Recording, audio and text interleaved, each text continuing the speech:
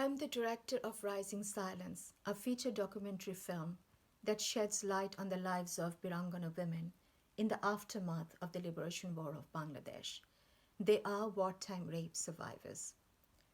These women suffered systematic sexual violence and torture during the war in 1971. After meeting them for the first time in 2010, I was holding on to their precious accounts. A year or so passed before I heard the inevitable. One of the women I met died. It shook me profusely.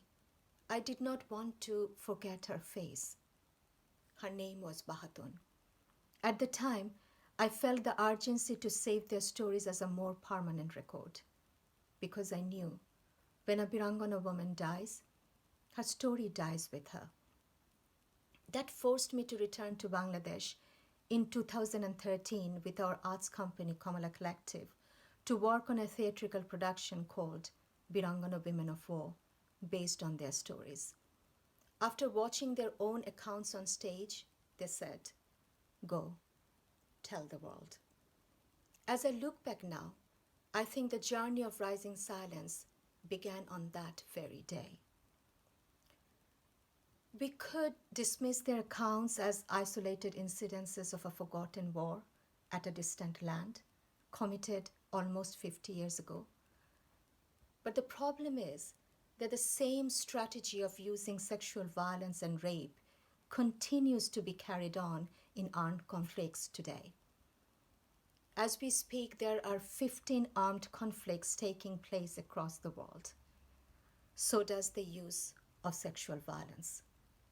Working with Global Survivors Network, SEMA, set up by Nobel laureate Dr. Denis Mukwege's foundation, victims and survivors of wartime rape from 20 countries have been collectively speaking out about it.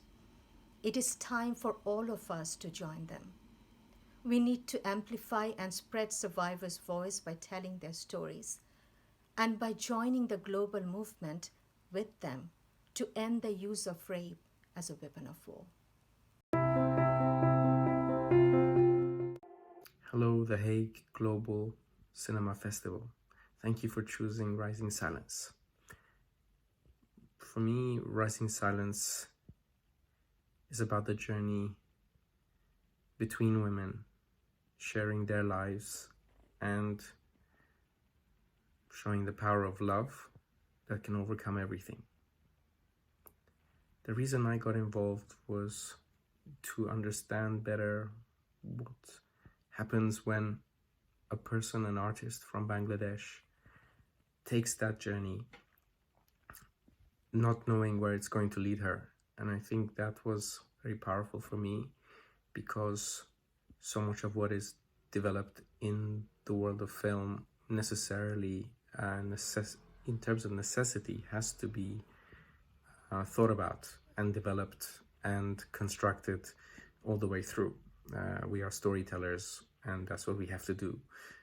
But sometimes the story is not within us, but the one that we have to walk and experience.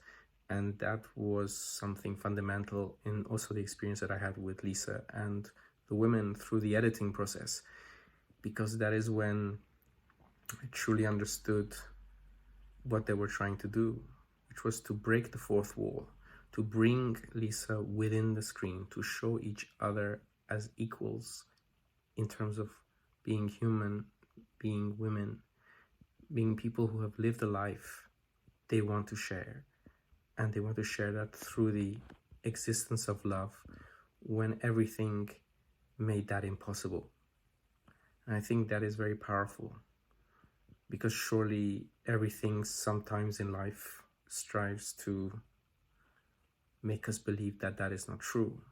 And for them more so as the heroes of the war, and how that never meant anything to anybody, but they made that true, and they made that live through their lives, through the love they have for their families, and the love that they want to share with LEESA in what it is like to be a woman, and what it is like to live and to experience these things in a more fundamental way.